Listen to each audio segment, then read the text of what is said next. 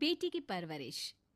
जिंदगी किसी को किस मोड़ तक ला सकती है। एक दिन कविता अपने पति से कहती है, कौन है ये बच्ची, बताते क्यों नहीं, क्यों लेकर आए हो इसे यहाँ? कविता, ये मेरी बच्ची है। माँ पापा मेरी शादी शिवानी से करने के लिए मान नहीं रहे थे, लेकिन मैं उससे बहुत प्यार करता था। अब वो इस दुनिया में नहीं है, लेकिन सन्निका की जिम्मेदारी मेरी है। इसे मैं अपने पास ही रखूंगा। कविता ये देखकर सुनकर सन्न रह जाती है। कैसी बात कर रहे हैं आप? लोग क्या कहेंगे? मैं कैसे इस बच्चे के साथ जीवन चलाऊंगी? देखिए, इसे देखकर मुझे टेंशन हो रही है। आप इसे ले जाइए यहाँ से। मेरी भी तो बेटी है, मैं उसका हक कैसे मार दूं? दिनेश कविता को किसी तरह समझा लेता है। देखो सन्निका, ये आज से तुम्हारी माँ है, इन्हें तुम्हें माँ कहना है। कविता को तो सन्निका को देखना भी गवारा नहीं है, फिर वो उसकी माँ कैसे बन पाती? और शायद दिनेश भी ये हकीकत जानता था। कुछ साल बाद देखिए, अब राधिका बड़ी हो गई है, उसके लिए किसी अच्छे घर का रिश्ता देखिए ना। शादी तो करवानी है ना? हाँ, लेकिन सन्निका उससे बड़ी है, पहले तो उसकी शादी तय करेंगे ना। जमाना जानता है कि वो एक नाजायज लड़की है, कोई उससे शादी क्यों करेगा?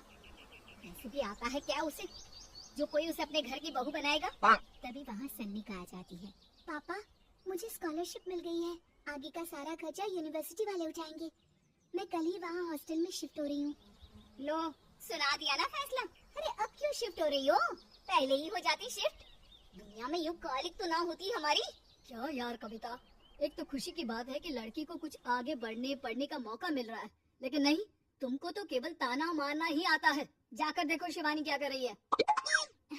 अरे हाँ, मैं शिवानी को दूध देना भूल गई, वो कैसे उठेगी? कविता को ये सुनकर गुस्सा आ जाता है।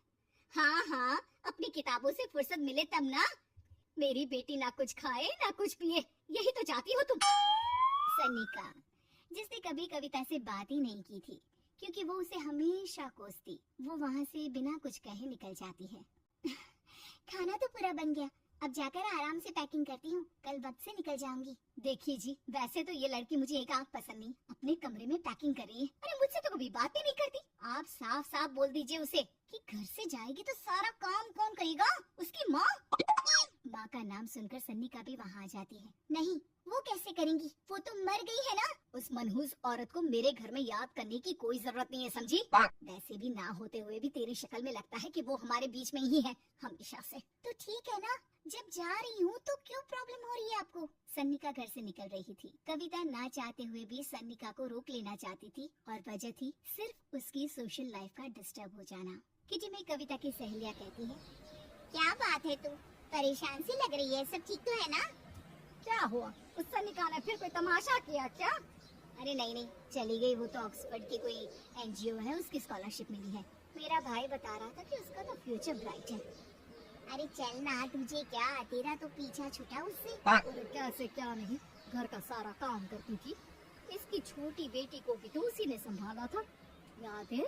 उसकी छोटी बेटी का जो केस हुआ था, वो भी अपने सर ले लिया था। हाँ, तो बदले में सारा खर्चा भी तो हम लोग ही उठा रहे थे ना। और पता है, वो मुझसे बात भी नहीं करती, जैसे पता नहीं मैं ही उसके माँ के मरने के लिए जिम्मेदार हूँ। अरे खुद को क्यों दोष दे रही है? तूने जो किया शायद कोई नहीं करता। कविता को समझ में नहीं आ रहा था कि उसके साथ ऊपर वाले ने ऐसा क्यों किया। वो शाम को घर आती है। आज तो बहुत खुश होगे तुम, एक बला से छुटकारा मिला ना तुमको। बेचारे की जिंदगी नरक बना कर रखी थी। वो तो कहते हैं ना, ऊपर वाला सब देखता है। देखो, चुन लिया उसने अपना रास्ता। कविता का मन तो करता है कि वो पति को सब कुछ सुना दे, लेकिन सामने सास खड़ी होती है। ये तो है, बेचारे को खाना बनाने से लेकर घर के सारे काम करने पड़ते थे। बाहर का भी कोई काम होता है तो वही देखती। अब देखते हैं घर का काम कैसे होता है।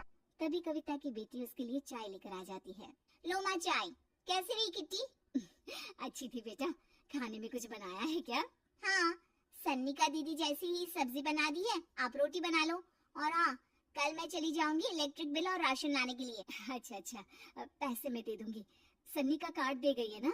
हाँ माँ, एक कार्ड तो देकर गई है। अरे चोर नहीं थी वो, मेरे बेटे का ही खून है। पता नहीं कितना घमंड भरा है इसमें। अरे छोड़ो ना माँ, जिसको जो बनना था वो बन ही जाएगा। अच्छा माँ, कल चलना है उसके कॉलेज में, सभी पेरेंट्स को बुलाया गया है। अब कविता तो जाने से रही, तो हम ही साथ चलते हैं। हाँ बेटा, उस दिन माँ की बेटी का है ही कौन, अब क्या था, कविता का गुस्सा फूट पड़ता है। आप लोगों के जैसे तो इंसान नहीं देखे मैंने। अरे मेरे सामने ही अपनी नाजायज बेटी को लाकर बिठा दिया। रोज मैं उसे देखती तो एहसास होता कि कैसे आपने मुझे इतना बड़ा धोखा दिया। जरा सोचिए तो, अगर ऐसा ही कुछ मैंने किया होता तो। अरे रहने दे, क्या नहीं किया तूने उसके बदले में। उस मासूम के साथ क्या क्या करती थी सब जानते हैं हम। अरे छोड़ो ना माँ, ये तो एक बात लेकर बैठ जाती है। चलो सोने चलते हैं। अगले दिन दिनेश और उसकी माँ सन्निका के कॉलेज में जाते हैं। कैसी हो बेटा, मेरा नाम रोशन करना। जरूर पापा, ये ले बेटा, पैसे रख ले। नहीं, वो कविता ने काट दिया है। अरे बेटा, वो माँ है तुम्हारी, उसका नाम क्यों लेती हो? अरे हटाओ दी, क्या ही क्या है उस देश के लिए, क्यों माँ बोले। तभी वहाँ सन्निका की टीचर आ जाती है। सन्निका की माँ नहीं आई? जी नहीं, वो घर में बेटी है ना, सबका एक साथ आना तो मुमकिन नहीं था। तो उन्हें भेज देते, हम सभी उनसे मिलना चाहते हैं। मानना पड़ेगा, बहुत अच्छी तरह से पाला है उन्होंने अपनी बेटी को। क्या घर का काम, क्या बाहर का। कॉन्फिडेंस तो कूट कूट कर धरा है। पैसे रुपये के लिए भी इसे किसी का मुंह नहीं देखना पड़ता। स्कूली शिक्षा भी लाजवाब है। पिता और दादी को एहसास होता है कि जिस कविता के पालन पोषण पर उन्हें हमेशा से शक रहा, वो सन्निका के भविष्य के लिए किसी वरदान जैसा साबित हुआ।